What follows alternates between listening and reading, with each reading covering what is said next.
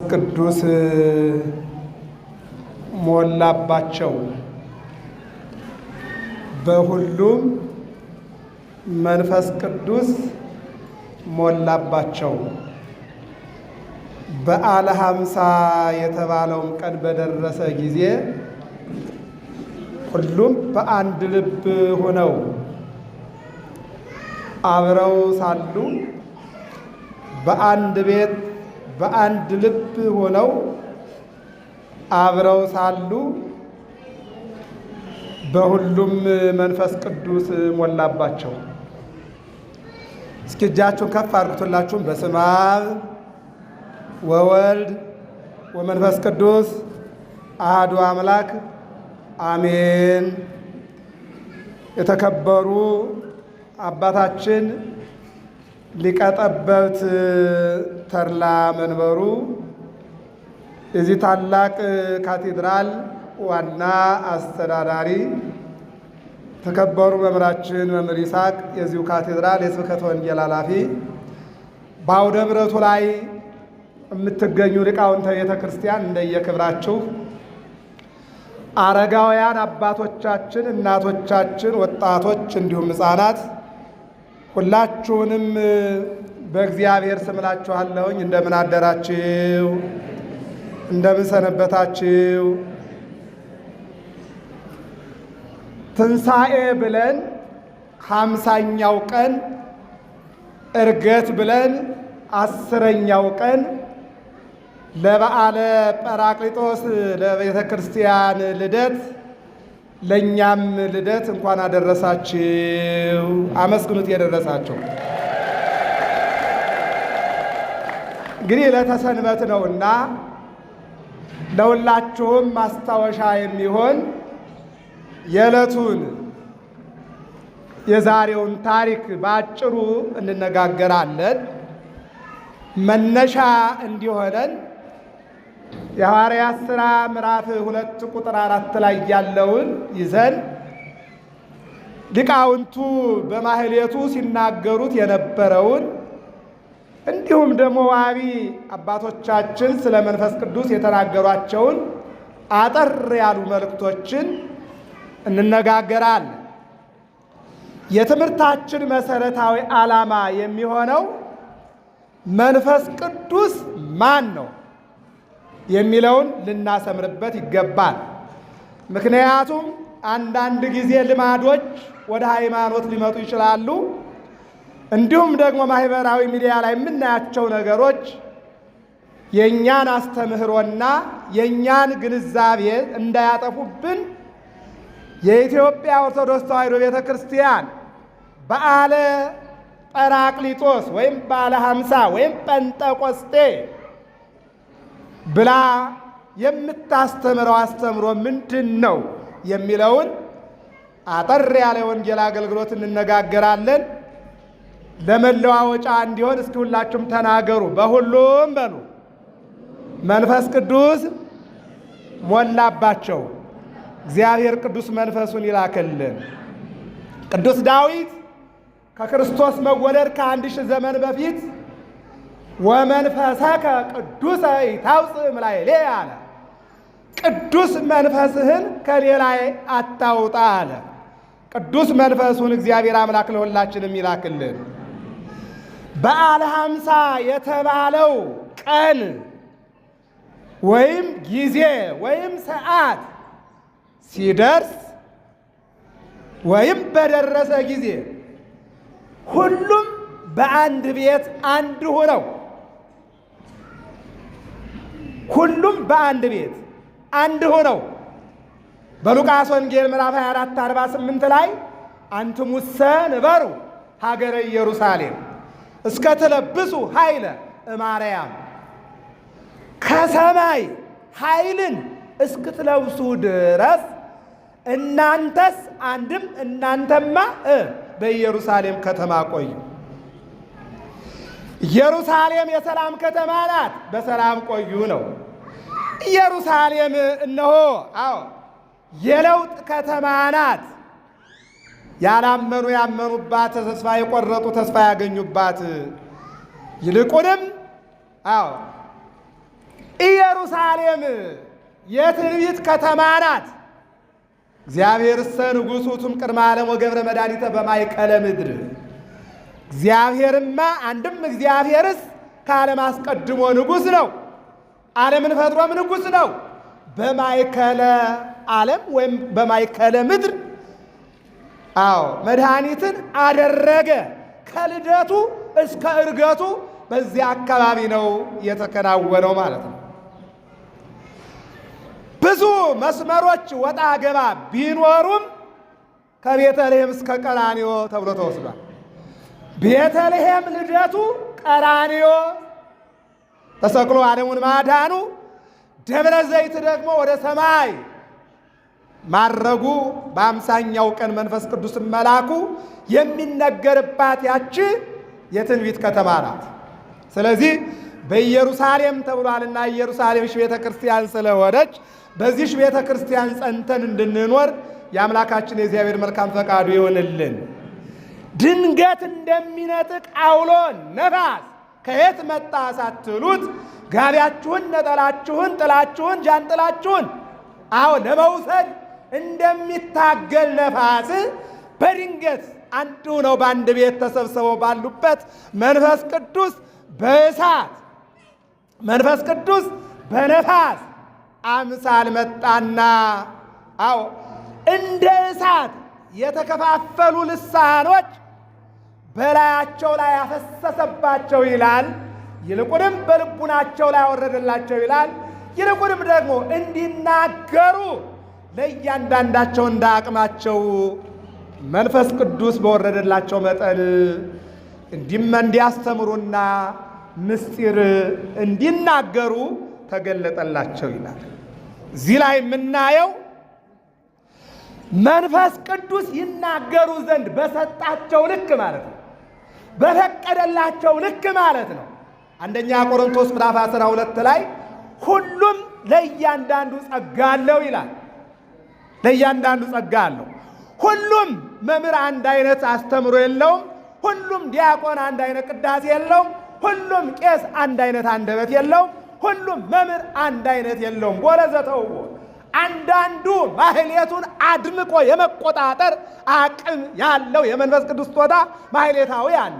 አውደ ምሕረቱን ተቆጣጥሮ የመዘመር የተሰጠው ባለ ስጦታ ዘማሪ አለ።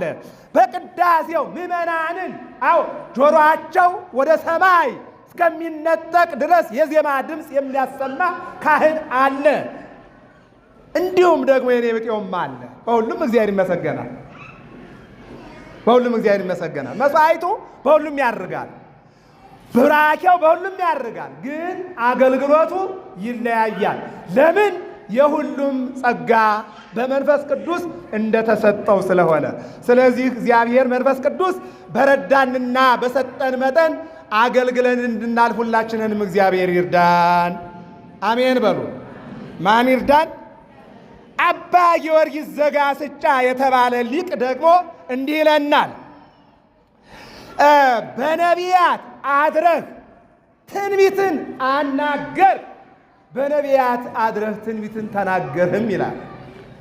ጆሮ ሰሚም ተናጋሪም ነው እግዚአብሔር። መምህርም ተማሪም አስተማሪም ነው። በነቢያት አድረህ ተናገርክ ካለ ለነቢያት ምስጢር መግለጹን ነው። በነቢያት አድረህ ተናገርክ ካለ ደግሞ ወይም እንዲናገሩ አደረግክ ካለ ፈቀድክላቸው ማለት ነው። ያለ እግዚአብሔር ፈቃድ አንድ ቃል መናገር ስለማይቻል እዚህ ጋር ቆሜ የምታዩኝ እግዚአብሔር እስከፈቀደልኝ ድረስ እንጂ እኔ እስካልኩ ድረስ አይደለም። እኔ እዚህ ቁሜ እናንተ ተቀምጣችሁ እንድንነጋገር ያደረገና አምላክ የተመሰገነ ይሁን። አሜን በሉ።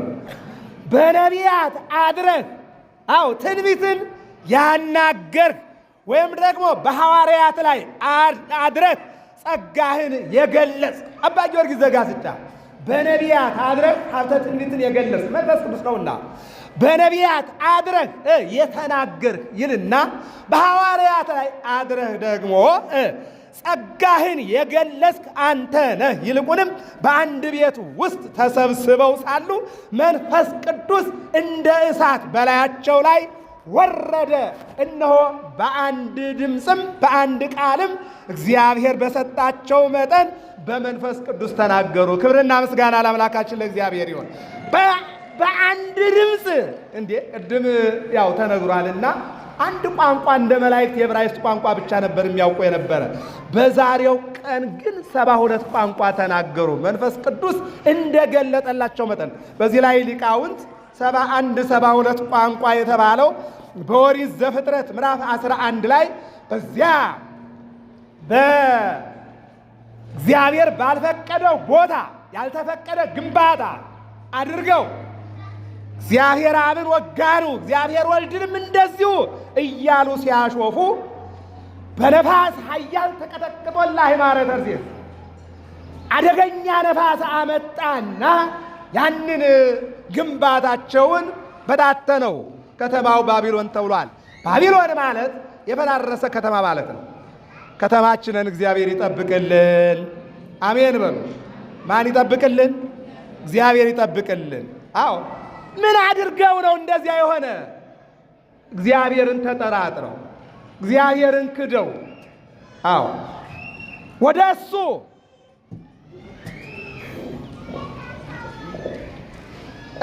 እንግዲህ እኔ ጋር ናቸው አይደለ?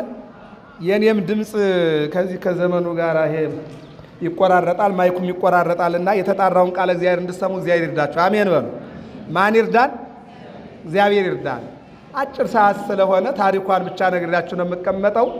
የሰንበት ቀንን ለብዙ ነገር እንደምትፈልጉት እናውቃለን። እድሩ፣ ባልትናው፣ እቁቡ፣ የታመመ መጠየቅ፣ ያዘነ ማጽናናት፣ የተጣሉትን ማስታረቅ ከሰራችሁበት እንደዚያ ነው። እየሰማችሁ ነው አይደል?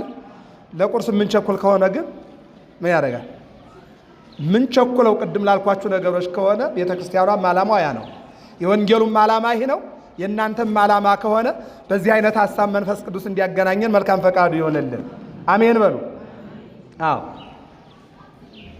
ስለዚህ ሁላችንንም ልናውቀው የሚገባን በአባቶቻችን ላይ በነቢያት ላይ አንድ ነገር ብቻ ልናገር። በነቢያት ነቢይ ይጠይቃል፣ መንፈስ ቅዱስ ይመልሳል ይላል።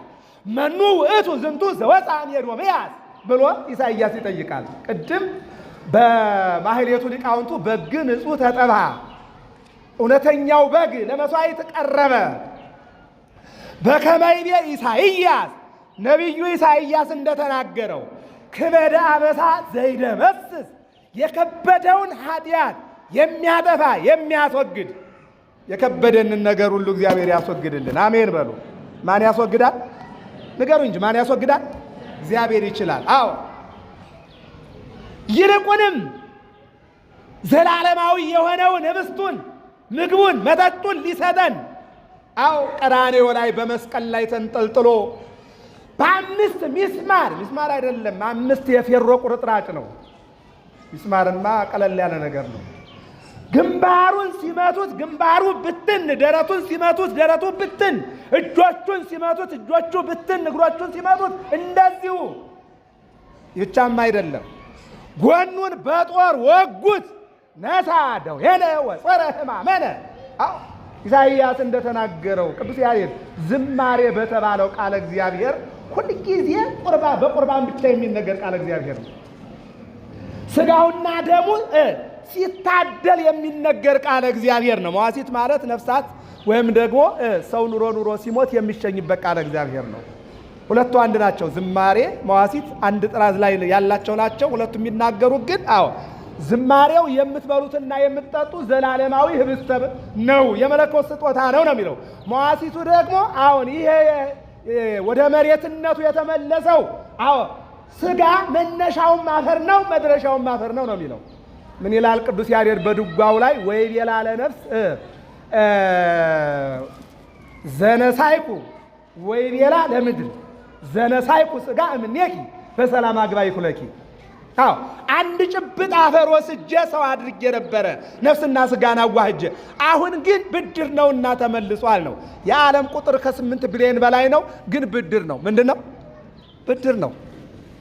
ሰው ብድር ነው። የምን የመሬት ብድር ነው። ብድር ደግሞ ይመለሳል ነው። ስለዚህ ምን አለ ነቢዩ? ነሣ ደዌነ፣ የእኛን በሽታ ተሸከመ፣ ስለኛ ቆሰለ፣ ስለኛ ደቀቀ እያለ ይናገራል። አዎ በዛቲ ፋሲካ ይላል። በዛሬዋ ዕለት ይልና ተሰራ ማዕድ ይላል። የመንፈስ ቅዱስ ማዕድ ነው።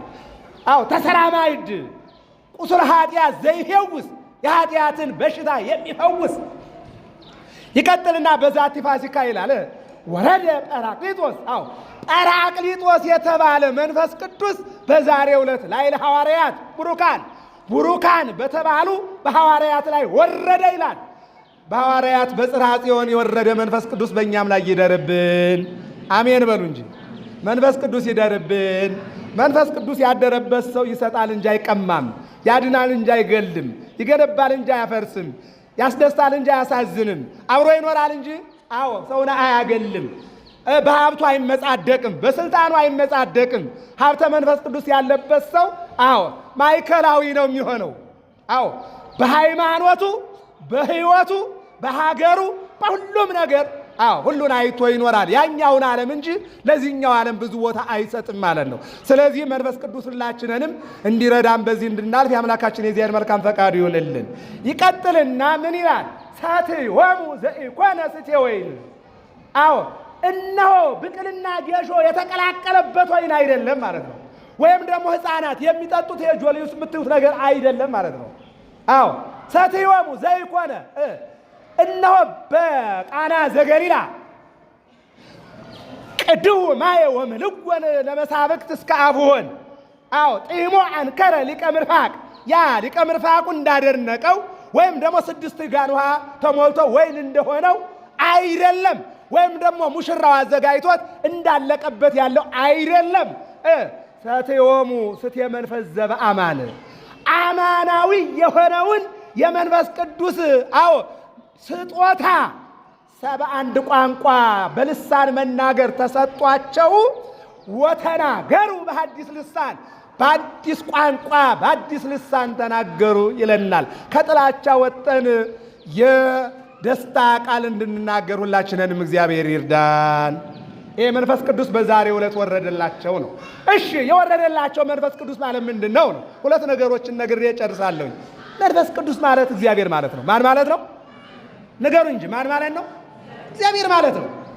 እሺ የማቴዎስ ወንጌል ምዕራፍ 28 ቁጥር 19 ላይ ሐዋርያትን እንዲህ አላቸው፣ ወደ ዓለም ሂዱና በአብ በወልድ በመንፈስ ቅዱስ ስም እያጠመቃችሁ ደቀ መዛሙርት አድርጓቸው።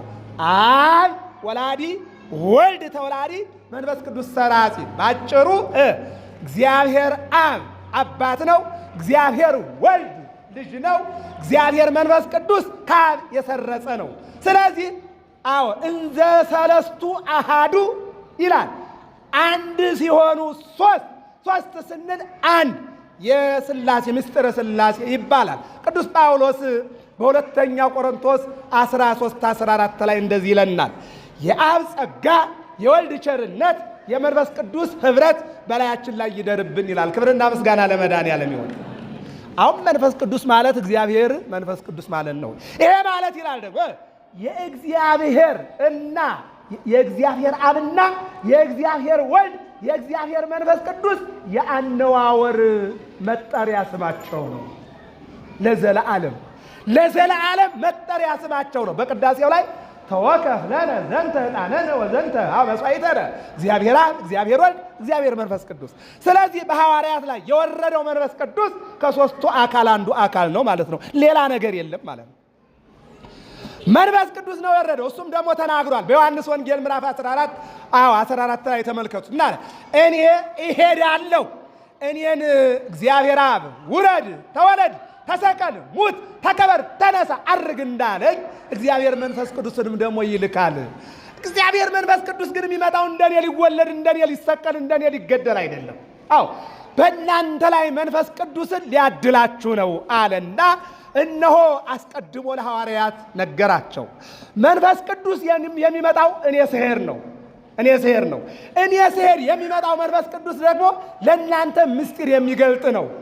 አዎ ያ መንፈስ ቅዱስ ደግሞ ቅድመ ዓለምም ድኅረ ዓለምም ከእግዚአብሔር አብ ከእግዚአብሔር ወልድ ጋር አብሮ ያለ የነበረ የሚኖር ነው ማለት እግዚአብሔር አብ አባት ነው። እግዚአብሔር ወልድ አዎ የአብ ልጁ ነው። እግዚአብሔር መንፈስ ቅዱስ ደግሞ ከአብ የሰረጸ ነው እና ስለዚህ ከሦስቱ አካል አንዱ አዎ እነሆ ወደ እናንተ ይመጣል፣ በእናንተ ላይ ያድራል፣ ምስጢር ይገልጥላችኋል አለና ጰራቅሊጦስ በእናንተ ላይ መጥቶ ሲያድር 6 ጸጋዎችን ታገኛላችሁ።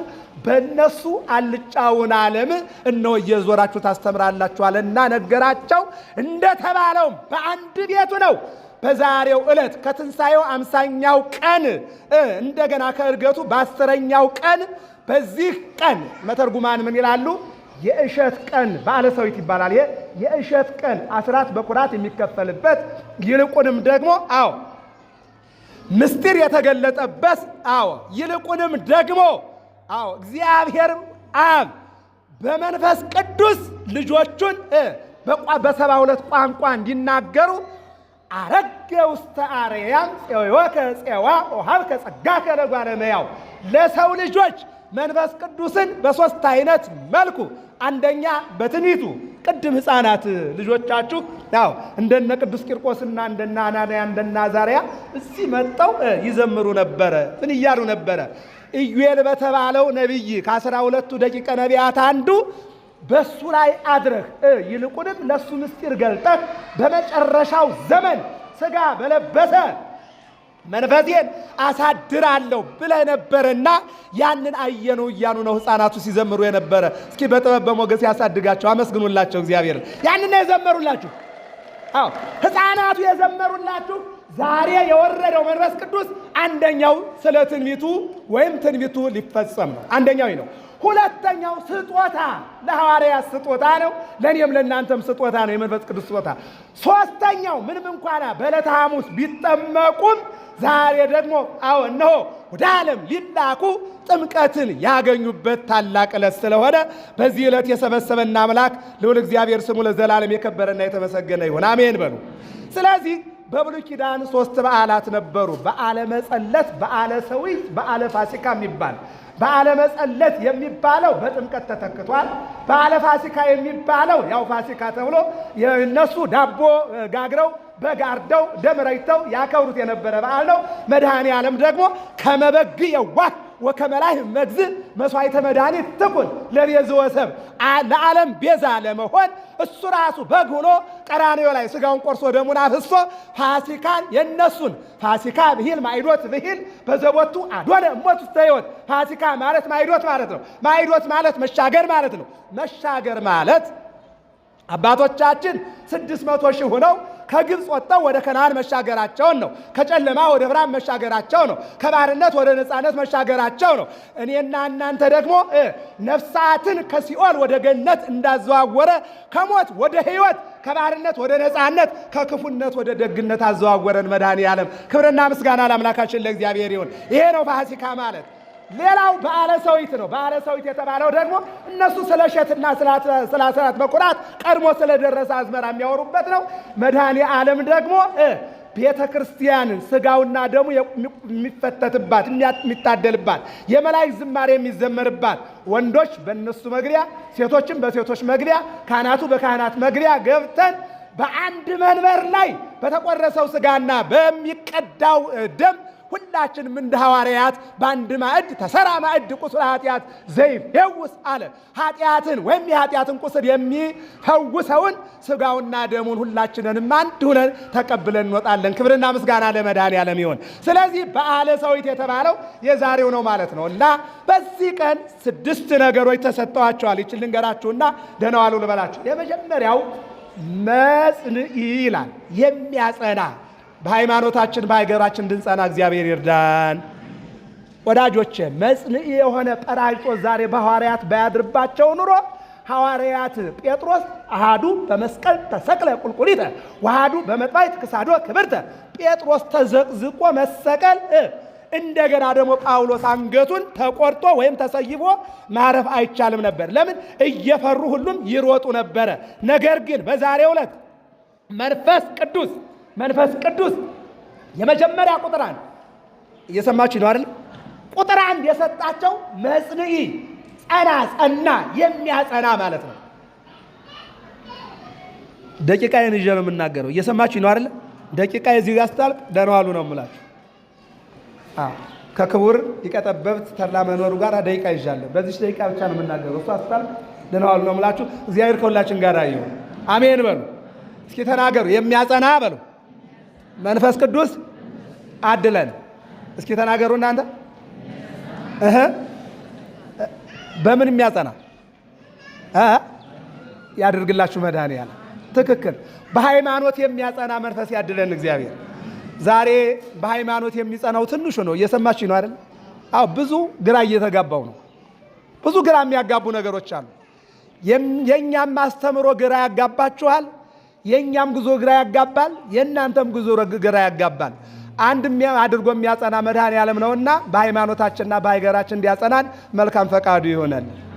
አዎ፣ ስለዚህ መስሊም የሚያጸና በሃይማኖት የሚያጸና በተጋድሎ የሚያጸና አይታችኋል አይደለ? ሊቢያ ላይ 30 ወጣቶች አዲስ አበባ በብዛት የአዲስ አበባ ልጆች ናቸው። መኖርም ትችላላችሁ፣ መሻገርም ትችላላችሁ። ለመኖርም ለመሻገርም ግን አንገታችሁ ላይ ያለውን ማተም መበጠስ ሃይማኖታችሁን መካድ ያስፈልጋል አሏቸው። ሃይማኖታችንን ከምንክድ ሞት ይሻለናል፣ ማተባችን ከምንበጥስ አንገታችን ይበጠስ ብለው 15ቱ በጥይት 15ቱ በሰይፍ ያለቁት ማን ስላጸናቸው ነው? ንገሩኝ እስቲ። መንፈስ ቅዱስ ስላጸናቸው። የ21ኛው ክፍለ ዘመን ሰማዕታት ተብለዋል። ዛሬም በሀገራችን በኢትዮጵያ በዚሁ በሃይማኖታቸው ጸንተው አንገታቸውን እንደ ጎመን እየተቀረደዱ ያሉ ስንት ክርስቲያኖች ናቸው። አብረው ከቤተ ክርስቲያን ላይ ጋር እየተቃጠሉ በየአርጅኑ እየተጣሉ በየሜዳው ለአራዊት የወደቁ ብዙ ክርስቲያኖች አሉ። የወገኖቻችን ነፍስ እግዚአብሔር በቅዱሳን ቦታ ያስቀምጠልን። ዛሬም ወዳጆቼ ሃይማኖት እስካለ ድረስ ስደት አለ። ሃይማኖት እስካለ ድረስ ሞት አለ፣ መከራ አለ፣ ረሃብ አለ፣ ጽም አለ። ግን ማን ያጽናን? እግዚአብሔር ያጽናል። ገንዘብ አጣሁ ብላችሁ ሃይማኖታችሁን አትካዱ።